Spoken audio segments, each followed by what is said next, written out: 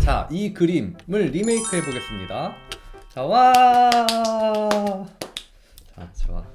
아, 뭔가 살짝 루페님 때문에 업이 됐어. 지금 상당히 업이 된 상태야. 그리고 뭔가 지금 그 부스터를 너무 너무 많이 마셨나봐요. 살짝 취한 느낌이에요. 지금 너무 업이 됐어. 어떡하지? 기분이 상당히 좋네요.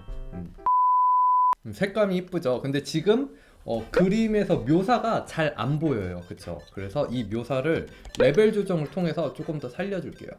컨트롤 L을 이용해서 조금 더 살려주고, 컨트롤 M을 이용해서 조금 더 살려줄게요.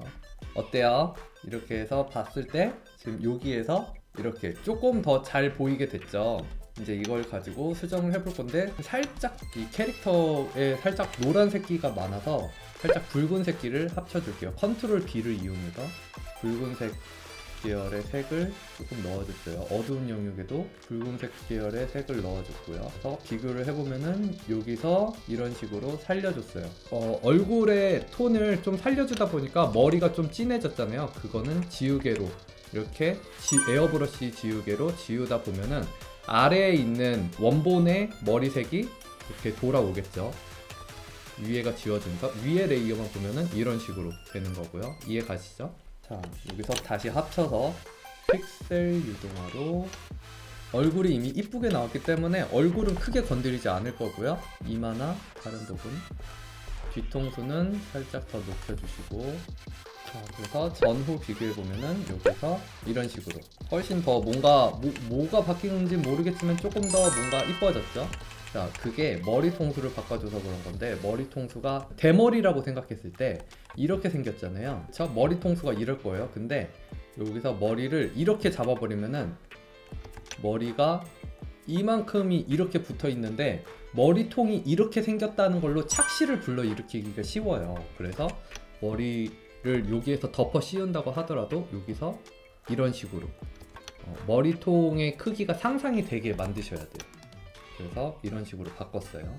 그리고 빛이 이쪽에서 오네요. 빛 방향은 항상 생각하면서 이 부분도 살짝 전체적으로 밝게 하고요. 만약에 여기서 척추에 들어가는 느낌을 주고 싶다고 하면은 이 큰 밝기가 깨지지 않는 선에서 살짝 이렇게 살짝 넣어주셔야 돼요. 근데 그거와는 별개로 지금 이 상태에서는 이렇게만 해주시면 될 것 같아요. 몸에서 제일 튀어나온 부분을 세로에서 튀어나온 부분을 생각했을 때 이런 식으로 될 것 같아요. 그거를 기준으로 하이라이트를 잡아줬고요. 그럼 조금 더 입체감이 나오죠. 그 다음에 머리도 이쪽은 너무 일자잖아요. 그거 살짝 굴곡을 줄게요. 그래서 조금 더 실루엣이 재밌어지게 어두운 부분은 살짝 붉은색을 섞어서, 왜냐면은 원래 내가 피부색을 이렇게 이런 색으로 쓰더라도요, 배경색이 너무 붉은색이잖아요. 그러면은 색은 상대적이기 때문에 상대적으로 되게 노래 보여요, 피부색이. 그래서 피부 배경색이 붉은색이면은 피부색도 살짝은 붉게 가 주셔야지 내가 원래 표현하고 싶어 하는 피부의 색을 표현해 줄 수가 있어요. 이런 식으로. 그리고 몸이 지금 이렇게 들어갔네요. 그럼 여기 허리 쪽도 맞춰주세요. 자, 이제 곱하기 레이어로 어두움을 조금 더 보여줄게요. 어두움과 그림자를 같이 잡아줄게요. 하면은 조금 더 입체감이 생기죠. 저건 옷이 떨어질 때의 그림자, 이런 식으로 찍어왔고요. 여기 어두운 부분도 살짝 붉은 톤으로 잡아주면은 조금 더 입체감이 생겼어요. 여기서 이렇게 머리도 조금 더 명암을 잡아볼게요. 그리고 밝음과 어두움을 조금 더 나눠줄게요. 빛이 이쪽에서 온다고 하더라도 기본 빛은 위에서 아래로 오는 거니까 그 위에서 아래로 오는 빛을 먼저 신경을 쓰고요. 어두움을 깔아줄게요. 근데 한 톤으로 이렇게 쭉 까는 것보다는 이렇게 어둠이 이렇게 강해졌다가 빛이 더 강해졌다가 밝음과 어두움도 재미를 주면서, 간단하죠. 자, 이렇게 해서 다시 한번 합쳐서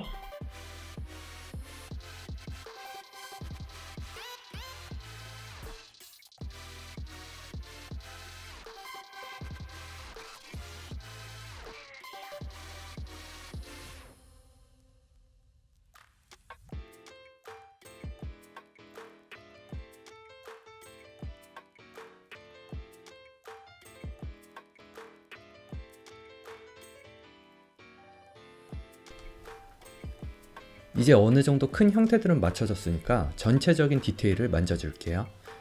작업할 때 간혹 이미지 크기를 너무 작게 해서 그리시는 분들이 있는데 그렇게 되면 묘사를 할 때 이미지가 깨져서 디테일한 것들을 표현하기가 힘들어져요. 가로 사이즈 기준 최소 2000에서 3000 픽셀 정도로 설정해서 그리시는 걸 추천드려요.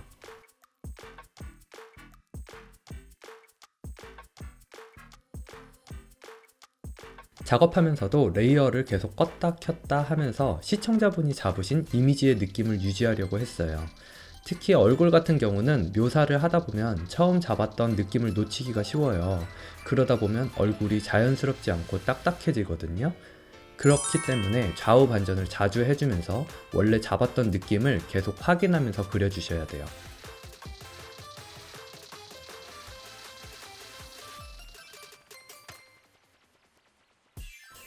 눈썹 같은 경우는 눈의 형태가 어느 정도 완성이 되면 그 후에 그려줘요.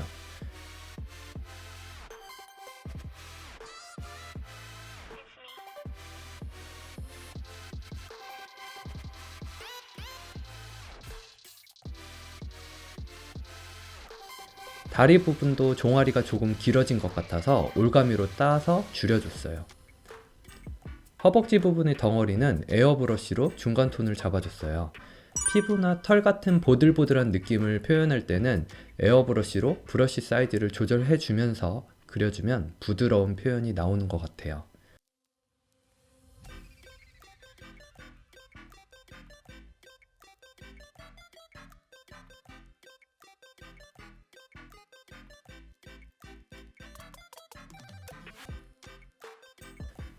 허리 부분도 좀 더 꺾어줘서 척추가 밋밋해 보이지 않게 해줬어요. 헤어스타일도 마찬가지고요. 그림에서 굴곡을 잘 표현해주면 그림이 한층 더 재밌어져요.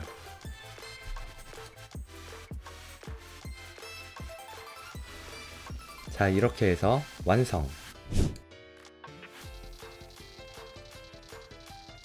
좌우 반전을 하는 단축키가 있어요. 편집, 바로가기 키에서 단축키를 설정해 줄 수가 있어요. 보시면은 도구와 응용 프로그램 메뉴가 있는데 도구는 이쪽에 있는 거에 대한 단축키를 지정하는 거예요. 자, 그리고 응용 프로그램 메뉴는 이쪽 위에 있는 카테고리를 단축키를 지정하는 거예요. 좌우 반전의 기능들은 다 이쪽에 있잖아요. 그래서 이쪽에서 선택을 해 볼게요. 일단은 좌우 반전은 두 개가 있어요. 편집에서 하나 있고 이미지에서 하나가 있어요. 편집에서는 해당 레이어 하나만 반전시키는 거고요. 이미지에서 반전시키는 거는 전체 레이어를 반전시키는 거예요. 그래서 일단은 응용 프로그램 메뉴에서 저는 전체 반전을 먼저 해볼게요. 이미지에서 쭉 내리다 보면은 180도 어쩌고 저쩌고가 있어요. 자, 보이시죠? 180도 어쩌고 저쩌고 밑에 보면은 캔버스 가로로 뒤집기가 좌우 반전의 다른 말이에요. 캔버스 가로로 뒤집기를 저는 F2로 두고 허용을 했고요. 자, 그 다음에 편집에서 또 쭉 내리면서 180도 어쩌고 저쩌고를 찾을게요. 그러면은 180도 어쩌고 저쩌고 내리면 여기도 가로로 뒤집기가 있어요. 그럼 얘는 F3으로 허용하고 확인을 누르시면은 이 단축키를 누르시면은 이렇게 돼요. 그래서 꼭 좌우 반전뿐만 아니고 내가 뭔가 단축키를 설정하고 싶어, 내가 너무 자주 쓰는 기능이야 라고 생각이 들어서 단축키를 설정하고 싶을 때 이 기능을 이용해서 단축키를 지정해 주시면 돼요. 맞죠? 일반 브러쉬에서 제가 브러쉬 같은 거 할 때 제가 제일 자주 쓰는 브러쉬잖아요. 이거랑 에어브러쉬. 근데 이 브러쉬가 없다는 분들이 많아요. 이 브러쉬가 없으신 분들은 F5를 눌러보세요. F5를 눌러보시면 브러쉬 세팅이 나오거든요. 여기서 전송을 누르면은 지금 이렇게 필압 같은 거 있죠. 이거 여기서 펜압력 이거를 눌러주시면 이렇게 바뀌어요. 그리고 이게 뾰족하지 않다 라고 하시는 분들은 모양을 눌러주시면은 모양을 누르고 여기서도 펜 압력을 누르시면은 이렇게 필압이 먹힌 상태가 되고요. 저는 이걸로만 써요. 아셨죠? 영상이 재밌으셨으면 좋아요와 구독, 알람 설정까지 부탁드릴게요. 그럼 다음 영상에서 봐요. 뿅!